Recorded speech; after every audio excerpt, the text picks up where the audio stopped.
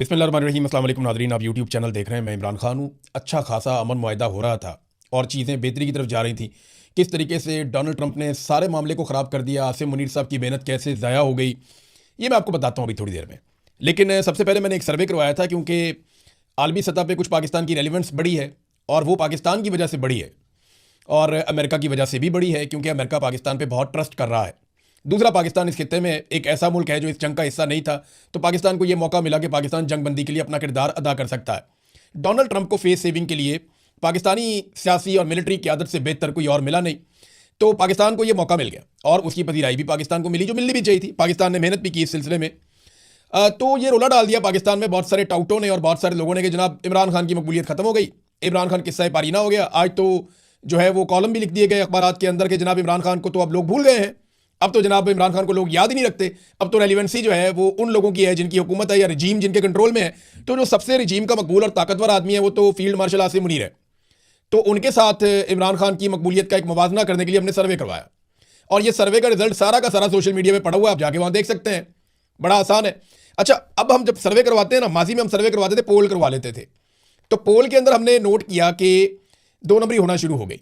वो कैसे? बॉट्स को इस्तेमाल किया जाता था पॉलिटिकल पार्टीज की जानिब से। यानी अगर पाकिस्तान तहरीक इंसाफ के पास ज़्यादा पैसा है या वो बॉट्स को ज़्यादा खरीद सकते हैं, पे कर सकते हैं, तो वो पोल जीत जाएंगे। पीएमएलएन के पास है तो वो जीत जाएंगे, फील्ड मार्शल आसिम मुनीर के पास है तो वो भी जीत जाएंगे। तो ये इस तरीके से ये पोल के अंदर दो नंबरी होती थी, लेकिन कमेंट्स के अंदर हो नहीं सकती।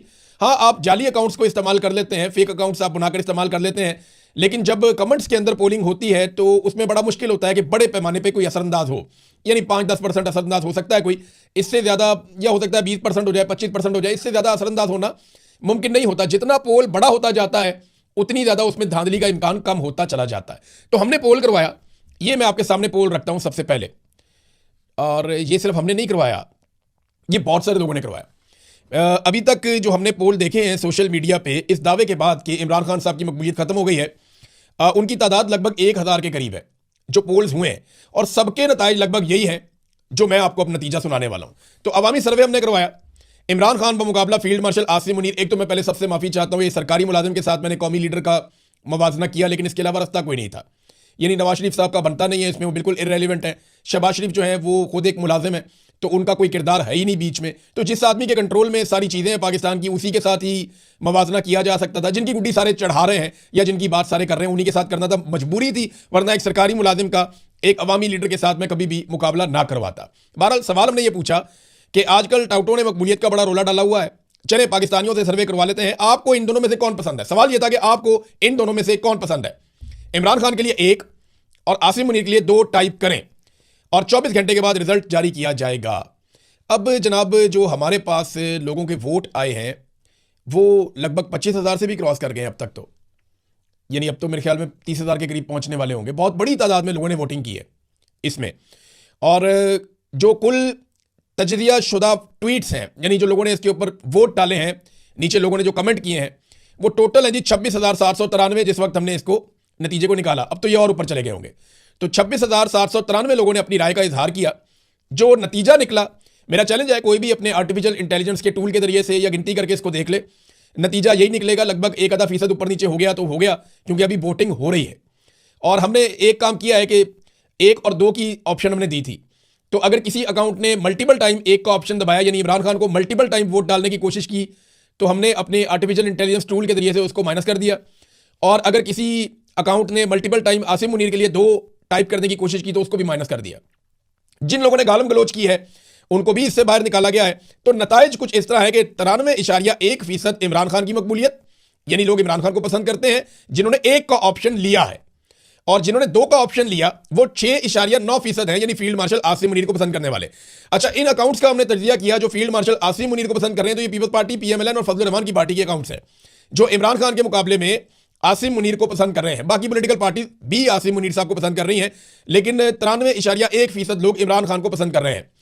अल्फाज का इस्तेमाल, इसमें लफ्ज इमरान खान जितनी मरतबा टाइप किया गया जवाबात में वो 82.0% यानी 82% है, और ये इमरान खान का लफ्ज इस्तेमाल किया गया। और लफ्ज आसिम मुनीर जो इस्तेमाल किया गया वो 18% तक ये लफ्ज इस्तेमाल किया गया। 82% इमरान खान का लफ्ज बोला गया और 18% आसिम मुनीर का लफ्ज जो है वो टाइप किया गया। अच्छा जी, पाई चार्ट आप देख लें, इसमें आपको ये नजर आ जाएगा। ये रेड वाला सर्कल का हिस्सा है ये इमरान खान को पढ़ने वाले वोट हैं, और ये जो ग्रे वाला सर्कल का हिस्सा है छोटा सा, ये आसिम मुनीर साहब को पढ़ने वाले वोट हैं। और जनाब नामों के तस्करे वाला भी आप ले लें पाई चार्ट, इसमें इमरान खान का नाम चाहे तनकीद के लिए लिया चाहे तारीफ के लिए लिया, और आसिम मुनीर का नाम चाहे तनकीद के लिए लिया चाहे तारीफ के लिए लिया, तो कितना रेलिवेंट है इमरान खान के 82% इमरान खान और 18% आसिम मुनीर। तो जनाब ये रिजल्ट था, ये मैंने आपके सामने रख दिया। अब आ जाए आप, यानी मैं ये तसल्ली करवाना चाहता हूं कि सरकारी मुलाजिम कभी भी पॉलिटिकल लीडर का मुकाबला नहीं कर सकता। ये ज़ियाउल हक बंदूक की नोक के ऊपर आकर बैठा हुआ था, अयूब खान ने बंदूक के बलबूते के ऊपर यहां पे रूल किया है, मुशर्रफ ने भी यही किया है। बाजवा का नाम लेने वाला आज मुल्क में कोई नहीं है। आसिम मुनीर साहब जिस दिन रिटायर होंगे खत्म हो जाएंगे, कोई इनका पूछेगा भी नहीं। लियाकत अली खान को, जुल्फिकार अली भुट्टो को, फातिमा जिन्ना को, बेनजीर को लोग आज भी याद रखते हैं। नवाज शरीफ का नाम भी जिंदा रहेगा, मुशर्रफ का नाम नहीं रहेगा, ये हम अच्छी तरह जानते हैं। और आसिम मुनीर साहब का नाम भी ऐसे ही खत्म हो जाएगा जैसे जनरल बाजवा लैट्रीन में गिरे, कोई उनका नाम लेने वाला ही नहीं है, कोई उनका पूछने वाला ही नहीं है। हमें एक भी मैसेज नहीं आता कि यार पता करके बता दें कि क्या बना जनरल बाजवा का, वो जब से लैट्रीन में गिरे हैं तब से लेकर अब तक कुछ समझ नहीं आ रही कि उनका क्या बना। जबकि इमरान खान के बारे में रोजाना मैसेजेस आते हैं कि जनाब उनके बारे में अपडेट करें। मैंने जेल से, अडयाला जेल से कुछ अपडेट्स लिए हैं जो लोग गए थे, और ये अपडेट्स मैं आपके साथ शेयर करूंगा कि अडयाला जेल में क्या हुआ, किस तरह हुआ, ये मैं वीलॉग के आखिर में आपको बताता हूं। अब आ जाए कि डोनाल्ड ट्रंप ने किस तरीके से ये सारा मौका जाया कर दिया डायलॉग्स का, और इस वक्त डोनाल्ड ट्रंप खित्ते में क्या कर रहा है। देखें, ईरान ने सीज फायर की हद तक, यानी जब तक सीज फायर का टाइम है तब तक आबनाए हुर्मुज़ को खोलने का ऐलान कर दिया था, मगर डोनाल्ड ट्रंप ने कुछ ऐसी हरकतें की जिनके बाद ये सारा कुछ दोबारा का टाइम में पड़ गया। दो चीज़ें डोनाल्ड ट्रंप ने ऐसी की, एक उन्होंने कहा जी आबनाए हुर्मुज़ तो ईरान ने खोल दिया, हम उनका शुक्रिया अदा करते हैं, लेकिन हम अपना मुहासरा जारी रखेंगे, यानी जो ब्लॉकेज अमेरिका ने किया हुआ है वो जारी रहेगा। अब ईरान जो चीज़ मैदान जंग में नहीं हारा, उसे मुज़ाकरात में कैसे हार दे।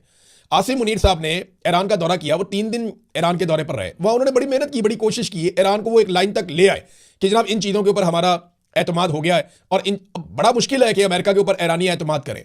तो आसिम मुनीर साहब ने उनको बहुत सारे रास्ते दिखाए होंगे, बहुत सारी चीज़ें उनके साथ डिस्कस की होंगी, बहुत सारी कोशिश की होगी कि कुछ ना कुछ करके कोई अमन का रास्ता निकला है। उन्होंने कोशिश की, लेकिन डोनाल्ड ट्रंप ने सारे किए किराए पे पानी फेर दिया। एक तो उन्होंने कहा जी मैं बाहर से ब्लॉकेज लगाऊंगा, ईरान ने कहा ठीक है तुम लगा लो बाहर से ब्लॉकेज, हम अंदर से आबनाए हुर्मुज़ को दोबारा बंद कर रहे हैं। ये उनका स्टेटमेंट पड़ा हुआ है सबके सामने। दोबारा ईरान ने आबनाए हुर्मुज़ को बंद कर दिया, जो अफसोसनाक है, जो नहीं होना चाहिए था। ये देख लें आप, एसोसिएटेड प्रेस की रिपोर्ट है, उसके मुताबिक ईरान की जानिब से आबनाए हुर्मुज़ को मुकम्मल तौर पर खोलने के ऐलान के 24 घंटे से भी कम वक्त के बाद अमेरिका की जानिब से नाकाबंदी खत्म ना करने के बयान पर ईरान ने दोबारा पाबंदियां आयद कर दी हैं। ईरान की मुश्तरका फौजी कमांड ने दर्ज झेल बयान जारी किया है। आबनाए हुर्मुज़ का कंट्रोल अपनी साबिका हालत पर वापस आ गया है, जो मुसल्लह अफवाज की सख्त निगरानी और कंट्रोल में रहेगा। और उसके बाद वहां पर जहाज तितर बितर हो रहे थे, यानी ये कंफ्यूजन फैल गया, अब जाना किधर को है। जो जहाज आबनाए हुर्मुज़ से नहीं गुजरे थे वो वापस मुड़ गए, जो इधर निकल गए थे वो इधर निकल गए, और एक खलबली मच गई जहाज़ों के अंदर कि ये क्या हो गया। डोनाल्ड ट्रंप ने सिर्फ ये साबित करने के लिए कि मैंने ताकत के बलबूते के ऊपर आबनाए हुर्मुज़ को खुलवाया है और ये मेरी एक जंगी फतह है, जो मेज़ के ऊपर एक कामयाबी मिली थी, और ये पाकिस्तान की इसमें बड़ी मेहनत थी। जो कामयाबी पाकिस्तान ने बड़ी मुश्किल से हासिल की थी टेबल के ऊपर, वो डोनाल्ड ट्रंप ने बड़के मार के ज़ाया कर दी। और लेकिन पाकिस्तान की सिचुएशन ऐसी ना, पाकिस्तान अमेरिका को कुछ कह भी नहीं सकता। तो इसके बाद जनाब डोनाल्ड ट्रंप ने जो दूसरी एक अजीबोगरीब बात कर दी, और ये बात करके मुझे लगता है डोनाल्ड ट्रंप ने अपने पांव पे कुल्हाड़ा मार दिया कि यूरेनियम को हम अमेरिका में ले आएंगे। ईरान ने कहा हमारे लिए यूरेनियम उतनी ही मुकद्दस है जितनी हमारी सरजमीन, तो हम तो नहीं दे रहे। अब इस तरह का स्टेटमेंट देने के बाद अगर ईरान अपनी यूरेनियम अमेरिका के हवाले कर देता है तो ये ईरान को थोड़ी मुश्किल पेश आएगी। यानी जितनी उन्होंने पोजीशन ले ली है, इस पोजीशन से पीछे हटना एक ऐसे मुल्क के लिए जिन्होंने शानदार लड़ाई लड़ी हो, वो बड़ा मुश्किल है। हाँ, ये ज़रूर हो सकता था कि ईरान कोई ऐसी निगरानी में दे देता यूरेनियम कि वो ईरान के अंदर ही मौजूद रहती और उसकी निगरानी होती रहती, और जो बाकी साइंटिस्ट हैं या IAEA का इदारा है उसके मैकेनिज्म के तहत यूरेनियम के ऊपर नज़र रखने का एक पूरा प्रोसीजर बन जाता। तो ये तो हो सकता था, इसका कोई ना कोई हल माजी में भी यही हो रहा था, ये आइंदा भी हो सकता था, और डोनाल्ड ट्रंप इसको अपनी कामयाबी भी करार दे सकता था।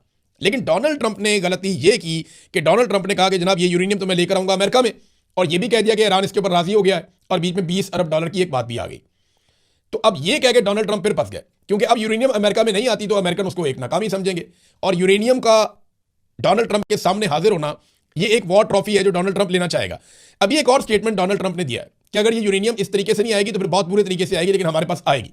अब एक और सख्त स्टेटमेंट दे दिया। वैसे डोनाल्ड ट्रंप के बयान को ज़्यादा लोग सीरियस लेते नहीं हैं, लेकिन ट्रंप ने एक और धमकी लगाई है कि शायद मैं जंगबंदी में तोसी ना करूं, चुनाचा आपके पास नाकाबंदी है और बदकिस्मती से हमें दोबारा बम गिराना शुरू करना पड़ेंगे। ट्रंप ने कहा जी हम दोबारा बम गिराएंगे। ईरान ने भी इसका जवाब दिया है। ये जो आयतुल्ला मुश्तबा खामनाई है, नए सुप्रीम लीडर ईरान के, उनका भी स्टेटमेंट आया। उन्होंने कहा ईरानी बहरिया दुश्मनों को नई और तल्ख शिकस्त देने के लिए मुकम्मल तैयार है। ईरान की बहरिया दुश्मनों को शिकस्त देगी। ईरानी फौज दीगर मुसल्लह फौज के रफका के शाना बशाना खड़ी है और दो बड़ी फौजों से लड़ रही है। ईरानी फौज ने इनकी कमजोरी और जिल्लत को दुनिया के सामने बेनकाब कर दिया है।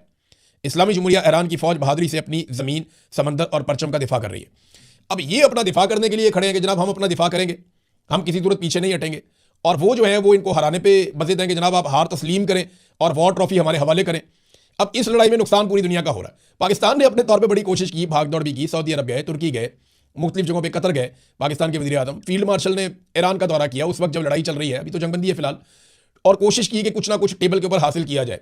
तो जो कुछ बारगेन करके, मना के, तरला मिन्नत, कोई प्यार मोहब्बत, जो कुछ करके भी सिचुएशन उनके सामने रख के हासिल करने की कोशिश की गई, वो डोनाल्ड ट्रंप ने अपनी हठधर्मी से ऐसा लगता है कि एक मरतबा फिर ज़ाहिर कर दिया। पाकिस्तान की ना आप एक सिचुएशन को जरा समझें, इससे पहले कि आप तनकीद करें ज़्यादा पाकिस्तान के ऊपर, आप एक सिचुएशन को समझें। हमारी मजबूरियां हैं, हम सालिस ज़रूर हैं, लेकिन हमारा दोनों फ्री कैन पे कोई कंट्रोल नहीं है। मुझे आप बताएं ना, अगर आज अमेरिका अटैक शुरू कर देता है तो पाकिस्तान क्या अमेरिका को रोक सकता है? आज इसराइल अटैक शुरू कर देता है तो क्या पाकिस्तान इसराइल को रोक सकता है? आज अगर ईरान वापस अमेरिका को जवाब देना शुरू कर देता है, या वो हमला कर देता है, या कोई बड़ा कदम उठा लेता है, तो क्या हम ईरान को रोक सकते हैं? हमारी सिचुएशन जो है वो एक ऐसे फरीक की है जो दोनों को सहूलतकारी दे सकता है। हम दोनों को ये कह सकते हैं जनाब आप बैठ जाएं, हम दोनों को बैठा सकते हैं, नतीजे पर उन्होंने खुद ही पहुंचना है। और इस वक्त दोनों को जो है वो फेस सेविंग की जरूरत है, खासतौर पर अमेरिका को। अब अमेरिका जिस तरह की फेस सेविंग चाहता है, या डोनाल्ड ट्रंप को जिस तरह की फेस सेविंग चाहिए, वो अगर ईरान देता है तो ईरान के लिए वो एक बहुत बड़ी प्रॉब्लम है, क्योंकि उन्होंने अपना सुप्रीम लीडर आयतुल्लाह अली खामनाई शहीद करवाया, उन्होंने अपना आर्मी चीफ, उन्होंने अपने बहुत सारे साइंटिस्ट, उन्होंने अपने बहुत सारे सियासतदान, अली लारजानी आपके सामने कितना मकबूल आदमी था ईरान के अंदर, ये सारे उन्होंने शहीद करवाए। और उनके वहां पे छोटी छोटी मिनाब स्कूल की बच्चियां शहीद हुई इस लड़ाई में, तो उनके लिए भी प्रॉब्लम बहुत बड़ा है। तो ये लॉक लगा रहेगा। यहां पे ना डोनाल्ड ट्रंप को कुछ थोड़ी सी लचक दिखानी पड़ेगी, लेकिन आपको ना नीयतों पे भी नजर रखनी पड़ती है ऐसे माहौल में, क्योंकि रशिया ने एक वार्निंग जारी की है। मॉस्को ने खबरदार किया, किस चीज से खबरदार किया ये जरा आप देख लें। मॉस्को ने तेहरान को खबरदार किया, यानी अमेरिका के हवाले से ईरान को मॉस्को ने या रशिया ने उन्होंने खबरदार कर दिया। रशिया ने ईरान को बताया कि अमेरिका की मुमकिन फौजी हिकमत अमली से मुतालिक एक और वार्निंग जारी कर दी उन्होंने। जो दावा है वो ये है कि पेंटागन खित्ते में अपनी फौजी मौजूदगी तेजी से बढ़ा रहा है, जिसमें हजारों एहलकार, फिजाई असासे और बहरी जंगी जहाज शामिल है। इस खित्ते के अंदर अमेरिका लगातार अपनी फौजी ताकत को बढ़ाता चला जा रहा है। इस सारी नकलो हरकत का वक्त खित्ते में बढ़ती हुई कशीदगी और जंगबंदी की मुद्दत के खात्मे के साथ जुड़ा हुआ है, जिससे सूरत मजीद हसास हो गई है। ट्रंप ने यह कहा भी है कि हो सकता है कि वो जंगबंदी में तोसी ना करे। अब इस वक्त एक और इतला ये पहुंची है कि जो रेड सी है, ये आप मैप देखते रहते हैं अक्सर, मैं आपको दिखाता हूं, रेड सी से पीछे चले गए थे अमेरिका के जंगी बेड़े और वो मेडिटेरेनियन सी के अंदर चले गए थे। अब रेड सी के हवाले से या बहरा अहमर के हवाले से ये खबर आई है कि यूएसएस जेराल्ड आर फोर्ड, ये बहरी बेड़ा है अमेरिका का, ये 2 डिस्ट्रॉयर्स के साथ बहरा अहमर में दाखिल हो गया है। और ये खबर दी है एसोसिएटेड प्रेस ने। तो ये बात आप अपने ध्यान में रखें कि एसोसिएटेड प्रेस जो एक बड़ा खबर रसां इदारा है, उसने इस बात को कंफर्म किया है कि अमेरिकी बहरी बेड़े जो पहले पीछे हट गए थे और वो अब वापस दाखिल हो गए बहरा अहमर में। तो ऐसा लगता है जितनी तेजी से अमेरिका ने यहाँ पे अपनी दिफाई कुव्वत को बढ़ाया है इस रीजन में, बहुत सारे इलाकों से, बहुत सारे एरिया से, हत्ता कि जनूबी कोरिया से भी, हत्ता कि यूरोप से भी, बहुत सारे एरिया से अमेरिका अपनी फौज निकाल कर वो इस खित्ते में पहुंचा रहा है। इतनी बड़ी फौजी ताकत इकट्ठी करने का मतलब क्या है? एक तरफ मुज़ाकरात चल रहे हैं और एक तरफ फौजी ताकत इकट्ठी की जा रही है। इसके 2 मकासद हो सकते हैं। नंबर 1, मुज़ाकरात में ईरान से बेहतर डील करने के लिए ईरान पे दबाव डाला जाए कि देखो हमारी कितनी बड़ी फौजी ताकत पहुंच गई है, अब हम बमबारी करेंगे, नहीं तो हमारी बात मान लो, ताकि एक बेहतर डील हो सके और अच्छी फेस सेविंग मिले डोनाल्ड ट्रंप को। अच्छा, अगर ये नहीं होता, मुज़ाकरात कामयाब नहीं होते, फर्ज करें किसी नतीजे पर नहीं पहुंचते, तो यही फौजी ताकत क्या ईरान के खिलाफ इस्तेमाल की जा सकती है? बिल्कुल की जा सकती है। इसका रद्द-ए-अमल क्या होगा? मेरे ख्याल में रद्द-ए-अमल उससे मुख्तलिफ नहीं होगा जैसा रद्द-ए-अमल हमने पहले देखा था। अब आ जाए नाज़रीन, अडियाला जेल में क्या हुआ, बहुत सारी और चीज़ें वो भी आपके साथ शेयर करूंगा नेक्स्ट व्लॉग में। लेकिन अभी अडियाला जेल, क्योंकि लोग पूछते रहते हैं, तो ये जो बुशरा बीबी की फैमिली गई थी मिलने के लिए बुशरा बीबी से, तो कुछ हकायक मैं आपके सामने रख देता हूं कि बुशरा बीबी को जब उनकी आंख की सर्जरी की गई तो मुबैना तौर पर उन्हें पूरी रात अस्पताल के अंदर ही रखा गया। बुशरा बीबी की फैमिली सुबह 8:30 बजे जेल पहुंच गई थी, क्योंकि 9 बजे उन्हें कहा था आपकी मुलाकात करवाई जाएगी, और वो 12 बजे के करीब उनकी मुलाकात होती है। बुशरा बीबी जब उनसे मिलती हैं तो वो पूछती हैं कि आप लोग कब आए, तो वो बताते हैं हम सुबह 9 बजे आए। तो बुशरा बीबी उन्हें बताती हैं कि मुझे तो अभी सीधा अस्पताल से लेकर आ रहे हैं। यानी बुशरा बीबी को अस्पताल में जब उनकी आंख की सर्जरी की गई तो उनकी आंख के ऊपर एक पट्टी बांध दी गई थी। ये वहां से भी एक शख्स ने कंफर्म किया है कि मैंने देखा कि बुशरा बीबी की आंख पे पट्टी बंधी हुई है। तो उनकी आंख पे पट्टी बांधी गई, फिर बाद में पट्टी खोल दी गई और उन्हें वो एक काला चश्मा लगाया गया, और काला चश्मा उन्होंने पहना हुआ था उस मुलाकात के अंदर। और उन्होंने अपनी फैमिली को बताया कि इमरान खान की हालत बहुत ख़राब है, उनकी आंख बिल्कुल ठीक नहीं हुई, वो वैसे मजबूत हैं, वो डटकर मौजूद हैं, उनकी सेहत भी बाकी ठीक है, लेकिन हमारी आंख के साथ क्या हो रहा है हमें समझ नहीं आ रही। और बुशरा बीबी ने कहा कि मैं 10 दिन से शदीद दर्द का, मैं बार बार उन्हें कह रही थी कि मुझे शदीद दर्द हो रहा है, 10 दिन तक मैं उन्हें कहती रही, लेकिन उन्होंने तवज्जो नहीं दी। फिर एक सीनियर डॉक्टर आया, उसने मुझे देखा और फौरी तौर पे उसने वहां मौजूद डॉक्टर को कहा कि इनको अस्पताल शिफ्ट करके ऑपरेशन करना पड़ेगा, इनकी आंख ज़ाया होने का खतरा हो गया। और फिर उसके बाद बुशरा बीबी को अस्पताल ले जाया गया, फौरी तौर पे उनकी आंख की सर्जरी की गई। और वो ये बता रही हैं कि हम बहुत तकलीफ में हमें रखा गया है, कैद तन्हाई में रखा गया है, हमें बहुत अजियत दी जा रही है, लेकिन हम सब्र कर रहे हैं, ये बुशरा बीबी ने कहा। अब बुशरा बीबी के हवाले से जो है वो एक और कोशिश की जा रही है, उनके वकला ने उनकी मेडिकल ग्राउंड जो अभी सूरत पैदा हो गई है एक एमरजेंसी जैसी, इस बुनियाद पर भी जो 190 मिलियन पाउंड केस है उसमें बुशरा बीबी की ज़मानत के लिए दरख्वास्त दे दी है, और वो कोशिश कर रहे हैं कि उन्हें किसी तरह से बाहर निकाला जाए और वो अपने घर जाके वहाँ पे आराम करें। अब हालात ऐसे हैं नाज़रीन, केसों के अंदर क्या है वो आप भी जानते हैं, मैं भी जानता हूँ, सब जानते हैं, केस बनाने वाले भी जानते हैं ये केस क्या है, इनकी औकात क्या है। और ये उस तरह केस तो नहीं है कि कोई मनी लॉन्ड्रिंग कर रहा है, ये उस तरह केस भी नहीं है कि किसी ने कौमी खजाने के ऊपर डाका डाल दिया है, ये उस तरह केस भी नहीं है जिस तरह आप चपड़ासियों के अकाउंटों के अंदर से अरबों रुपए निकल रहे थे। यहाँ ऐसी कोई चीज़ नहीं है, यहाँ आपको कोई लंदन फ्लैट्स नहीं मिल रहे हैं, यहाँ कोई आपको मेफेयर के अपार्टमेंट्स नहीं मिल रहे हैं, ये वो केसेस नहीं है जिनके अंदर किक बैक्स और ये वो सारी चीज़ें। ये सिर्फ एक यूनिवर्सिटी बनी हुई है, अल-कादर यूनिवर्सिटी, और उसके लिए जो है वो एक फंड है और उसके अंदर वो भाग दौड़ कर रहे हैं, मिल कुछ भी नहीं रहा, एक जाली केस है। और इमरान खान के वकला बार बार ये कहते हैं कि जब भी ये केस आएगा मेरिट के ऊपर, ये हम 10 मिनट में उड़ा देंगे। मुझे अच्छी तरह याद है फौज ने सबसे पहले इमरान खान पे ये केस बनाया था, लेकिन किसी के पास भी 4-5 सवालों के जवाब उस